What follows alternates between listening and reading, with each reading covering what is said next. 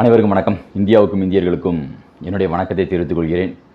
அதாவது இன்றைக்கி தேர்தலுக்கு பிந்தைய கருத்து கணிப்பு, அந்த எக்ஸிட் போல் அப்படிங்கிறது இன்றைக்கி எந்த கட்சிக்கு ஆதரவாக வந்திருக்கு, கருத்து கணிப்பில் யார் முன்னிலை இருக்காங்க அப்படிங்கிறது தொடர்ந்து தொலைக்காட்சிகளில் வந்துக்கிட்டு இருக்குது. குறிப்பாக திமுக வருது அப்படிங்கிறாங்க, ஒரு சிலர் தாவேகா வருது, ஒரு சிலர் ஏடிஎம்கே அப்படிங்கிறாங்க. ஆனால் அதில் ஒரு காமனான இருக்கக்கூடிய ஃபேக்டர் என்ன அப்படின்னு பார்த்தீங்கன்னா, ஏடிஎம்கே ரொம்ப அதல பாதாளத்துக்கு ஏடிஎம்கே இந்த தேர்தலில் மிகப்பெரிய ஒரு பின்னடைவை சந்திக்குது, மிகப்பெரிய வீழ்ச்சியை சந்திக்குது அப்படிங்கிறது இந்த தேர்தலுக்கு பிந்தைய கருத்து கணிப்பில் ரொம்ப தெளிவாகவே தெரியுது. அதில் எந்தவித மாற்று கருத்துமே கிடையாது.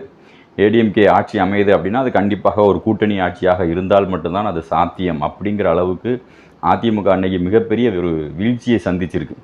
இதற்கு காரணம் எல்லாருமே தாவேகா வாக்குகளை பிரிச்சிருக்கு, விஜய் அதிகமாக வாக்குகளை பிரிச்சிருக்காரு அப்படிங்கிறது பேசப்பட்டாலும், ஏன்னா அதுதான் இந்த மெயின் ஸ்ட்ரீம் மீடியாக்கள்லாம் பேசப்படுகிறது. விஜய் அதிகமாக ஏடிஎம்கே வாக்குகளை பிரித்தாரா இல்லைனா டிஎம்கே வாக்குகளை பிரித்தாரா அப்படிங்கிறது பேசப்படுகிறது. அதில் ஏடிஎம்கே வாக்குகளை விஜய் அதிகமாக பிரிச்சிருக்காரு. ஏன்னா அவர் எம்ஜிஆரை பற்றி பேசுகிறாரு, ஜெயலலிதாவை பற்றி பேசுகிறாரு, அறிஞர் அண்ணாவை பற்றி பேசுகிறாரு. அதனால் ஏடிஎம்கே வாக்குகள் விஜய்க்கு போயிருக்கு அப்படின்னு சொல்லப்படுகிறது. ஆனால் குறிப்பாக தென் மாவட்டத்தை பொறுத்த வரைக்கும் அதிமுக வாக்கு வங்கி அப்படிங்கிறது இன்றைக்கி மிகவும் கபலீகரம் செய்யப்பட்டிருக்கிறது. அதிமுக தென் மாவட்டத்தில் மொத்தமாக வாஸ் அவுட் ஆக்கப்பட்டிருக்கிறது. அப்படின்னா அதுக்கு ஒரு முதல் காரணம் என்ன அப்படின்னா, சின்னம்மா சசிகலா அவர்களுடைய அனைத்து இந்திய புரட்சித் தலைவர் மக்கள் முன்னேற்ற கழகம், அந்த கட்சியோட தலைமையில் அமைக்கப்பட்ட அந்த கூட்டணி ரொம்ப முக்கியமான ஒரு வாக்கு வங்கி இந்த தேர்தலில் பெறும்.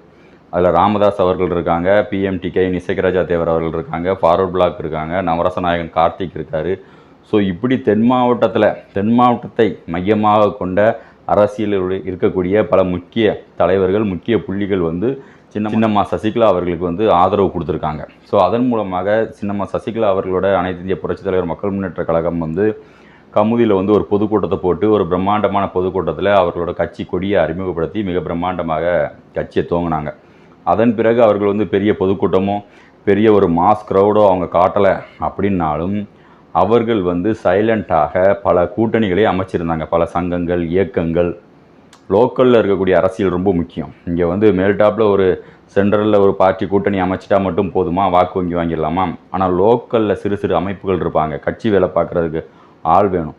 அப்படி ஒரு கூட்டணியை சிறு கூட்டணி, சிறு சங்கங்கள், அமைப்புகள், இயக்கங்கள்னு ஏகப்பட்ட இயக்கங்கள், கட்சிகள் சின்னம்மா சசிகலா அவர்களுடைய தலைமையில் இணைஞ்சிருந்தாங்க. இவங்க எல்லாமே பார்த்திங்கன்னா பேஸ் ஏடிஎம்கே தான். சின்னம்மா சசிகலா அவர்கள் கட்சி ஆரம்பிக்கலாம், இவங்கெல்லாம் ஏடிஎம்கே ஆதரவாக தான் இருந்திருப்பாங்க. எடப்பாடி பழனிசாமி இந்த மாதிரியான ஒரு வேலையை செய்யலை அப்படின்னா என்ன செஞ்சார் எடப்பாடி பழனிசாமி? தென் மாவட்டத்தோட மிக முக்கியமான ஒரு தலைவர்களாக அதிமுகவில் இருந்தவங்க ஓ பன்னீர்செல்வம், சின்னம்மா சசிகலா அவர்கள். ஓ பன்னீர்செல்வம் முதல்வராக இருந்தவர், அவரையும் கட்சியை விட்டு நிற்கினீங்க. கட்சியோட பொதுச் செயலாளராக இருந்தவங்க சின்னம்மா சசிகலா அவர்கள். ஜெயலலிதா அவர்கள் இருக்கும்போது ஜெயலலிதா அவர்களுடைய பயணித்தவர்கள். அவர்களுடைய அரசியல் வாழ்க்கையில் அவர்கள் எங்கெங்கெல்லாம் போகிறாங்களோ எல்லா பொதுக்கூட்டங்களையும் சின்னம்மா சசிகலா அவர்கள் கூடவே இருப்பாங்க. அவர்களுக்கு இன்பம் துன்பம், அவர்களுக்கு பிரச்சனை வரும்போது எல்லா இடத்துலையும் கூடவே இருந்தவங்க சின்னம்மா சசிகலா அவர்கள். அவர்களுக்கு அரசியல் ரீதியாக சின்னம்மா சசிகலா அவர்களுக்கு ஜெயலலிதா அவர்கள்ட்ட மிகப்பெரிய நல்ல பேர் இருந்துச்சு. ஏன்னா அவர்களுக்கு மீது போடப்பட்ட வழக்குகளில் எந்த நிலையிலையுமே அவங்க ஜெயலலிதா அவர்களுக்கு எதிராக எந்த கருத்துக்களையுமே அவர்கள் தெரிவிக்காதவர்கள். ஸோ அந்த அளவுக்கு அவர்கள் ஒரு நல்ல பேரை பெற்றிருந்தாங்க. ஸோ அதன் மூலமாக தென் மாவட்ட மக்கள் மத்தியிலும், தென் மாவட்டம், டெல்டா மாவட்டம், இந்த 2 இடங்கள்லையுமே சின்னம்மா சசிகலா அவர்களோட ஆதரவாளர்கள் அதிகமாக உருவாகி இருந்தாங்க. ஸோ அப்படி இந்த தேர்தலில் கிட்டத்தட்ட 90 தொகுதிகள் சின்னம்மா சசிகலா அவர்களுடைய வேட்பாளர்கள் கணிசமான வாக்கு வங்கியை, வாக்குகளை பெறுறாங்க, வாக்குகளை பிரிக்கிறாங்க அப்படிங்கிறது மிக தெளிவாக இந்த எக்ஸிட் போலில் நமக்கு தெரியுது. அதாவது தேர்தலுக்கு பிந்தைய கருத்து கணிப்பில் இன்னும் 2 நாட்களில் அது மிகவும் தெளிவாக தெரிஞ்சிடும் அவர்கள் எவ்வளோ வாக்கு வங்கி வாங்க போகிறாங்க அப்படிங்கிறது. இந்த வாக்கு வங்கி இந்த வாக்கு வங்கி எடப்பாடி பழனிசாமிக்கு தேர்தலில் முடிவுரை எழுதும். சின்னம்மா சசிகலா அவர்களுக்கு இந்த அரசியல் வாழ்க்கையில் அவங்களுக்கு ஒரு மைல்கல்லாக இந்த தேர்தல் அமையும். ஏன்னா அவர்களுடைய வேட்பாளர்கள் பார்த்திங்கன்னா ரொம்ப முக்கியமான வேட்பாளர்கள்லாம் களத்தில் நிறுத்தியிருக்காங்க. சாத்தூரில் பிஎம்டி நிசைகராஜா தேவர் அவர்கள் எதிர்த்து நிற்கிறது யாருன்னு பார்த்தீங்கன்னா, பிஜேபியோட மாநில தலைவர் நயினார் நாகேந்திரன், அதன் பிறகு திருமங்கலத்தில் ஜீவிதா நாச்சியார், அதன் பிறகு சுரேஷ் தேவர் அவர்கள், அப்புறம் ஸ்ரீவைகுண்டத்தில் கால்வாய் முத்துராமலிங்கம் அவர்கள், அதுக்கப்புறம் ராம்குமார் பாண்டியன் அவர்கள், இப்படி அவர்களுடைய வேட்பாளர்கள் சங்கரங்கோயில் வாசுதேவநல்லூர், இப்படி எல்லா தொகுதியுமே நாங்குநேரி எடுத்துக்கிட்டிங்கன்னா முன்னாள் காவல்துறை அதிகாரி வெள்ளத்துறை அவர்கள், இப்படி வேட்பாளர்கள்லாம் ரொம்ப ஸ்ட்ராங்கான வேட்பாளராக நிறுத்தியிருந்தாங்க. அதே மாதிரி அவர்கள் தென் மாவட்டத்தில் சுற்றுப்பயணம் மேற்கொண்டுட்டு அப்புறம் இங்கேருந்து முடித்து அப்படி வட மாவட்டத்துக்கு போகும்போது அப்படியே தென் மாவட்டத்துக்கு வந்து நவரசநாயன் கார்த்திகை இறக்குனாங்க.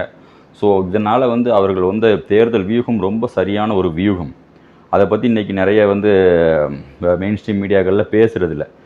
நாம் தமிழர் கட்சியை பேசுகிறதுக்கு ஆள் இருக்குது. ஆனால் இந்த தேர்தலில் நாம் தமிழர் கட்சியோட வாக்கு வங்கியை சின்னம்மா சசிகலா அவர்கள் வந்து தாண்டுவாங்க. நாம் தமிழர் கட்சி எத்தனை சதவீதம் வாக்கு வங்கி வாங்குறாங்கன்னு பாருங்கள். அதையெல்லாம் வந்து அனைத்து இந்திய புரட்சித் தலைவர் மக்கள் முன்னேற்ற கழகத்தோட வேட்பாளர்களும் கூட்டணி கட்சியும் சரி சேர்ந்து வாங்குகிற அந்த வாக்கு வங்கி அப்படிங்கிறது நாம் தமிழர் கட்சி பெறக்கூடிய வாக்கு வங்கியை விட அதிகமாக இருக்கும். பல இடங்களில் வந்து நாம் தமிழர் கட்சி, விஜயோட கட்சி, தாவேகா, இது ரெண்டோட வாக்கு வங்கியை விட சின்னம்மா சசிகலா அவர்களுடைய வாக்கு வங்கி வந்து அதிகமாக இருக்கும். இது ரெண்டுமே இந்த தேர்தலில் நடக்க போகுது. இதை நம்ம வந்து இந்த 2 நாளில் வந்து கண்கூடாக நீங்கள் பார்ப்பீங்க. ஸோ எடப்பாடி பழனிசாமி எடுத்த மிக ஒரு தவறான முடிவுனால அதிமுக இன்னைக்கு வந்து இவ்வளவு பெரிய ஒரு பாதாளத்தில் போயிட்டு. இப்போ அதிமுக வந்து இனிமேல் என்ன செய்ய முடியும்? அதிமுகவோட வாக்கு வங்கி எல்லாமே வந்து இன்றைக்கி வந்து அப்படியே செதஞ்சு போயிடுச்சு. ஏடிஎம்கேல இருந்தவர் ஓபிஎஸ் அவர்கள் இன்றைக்கி டிஎம்கேக்கு போயிட்டார். ஸோ ஏடிஎம்கேவோட இருந்த வாக்குகள் எல்லாமே அப்படி டிஎம்கேக்கு போயிருமா அப்படின்னா அது கிடையாது. ஏன்னா அவர்கள் வந்து இறுதியான அந்த தேர்தல் நெருங்கக்கூடிய டைமில் தான் போனார். முன்னக்கூடியே போயிருந்தார் அப்படின்னா அது வேறு. ஆனால் அவர் வந்து தேர்தல் நெருங்கக்கூடிய டைமில் போனார். ஸோ அதனால் ஏடிஎம்கேல இருந்த வாக்குகள் வந்து சட்டீர்னு வந்து திமுகவுக்கு போகாது. அதற்கான வாய்ப்புகள் குறைவு. அதனால் கண்டிப்பாக இந்த முறை ஏடிஎம்கே வாக்குகள் வந்து எடப்பாடி பழனிசாமிக்கு எதிராக விழணும் அப்படின்னா கண்டிப்பாக தென்னந்தோப்பு சின்னத்தில் சின்னம்மா சசிகலா அவர்களுக்கு தான் அந்த வாக்குகள் அதிகமாக விழுந்திருக்கும். அது வந்து வாக்கு எண்ணிக்கை அந்த முடிவுகள் வரும்போது தான் நமக்கு தெரியும். அது வந்து மிகப்பெரிய ஒரு தென் மாவட்டத்தில் ஏற்பட்ட, அதாவது இந்த சைலண்ட் அலை அப்படிம்பாங்கள்ல, அந்த மாதிரியான ஒரு அலை வந்து சின்னம்மா சசிகலா அவர்களுக்கு தென் மாவட்டத்தில் இருந்துச்சு. ஸோ அது வாக்கு வங்கியாக மாறியிருக்கா மாறலையா அப்படிங்கிறது 4ஆம் தேதி கண்டிப்பாக தெரிஞ்சிடும். நன்றி. மீண்டும் ஒரு காணொலி நான் உங்களை சந்திக்கிறேன். நான் சந்தன பாண்டியன். ஜெய்ஹிந்த்.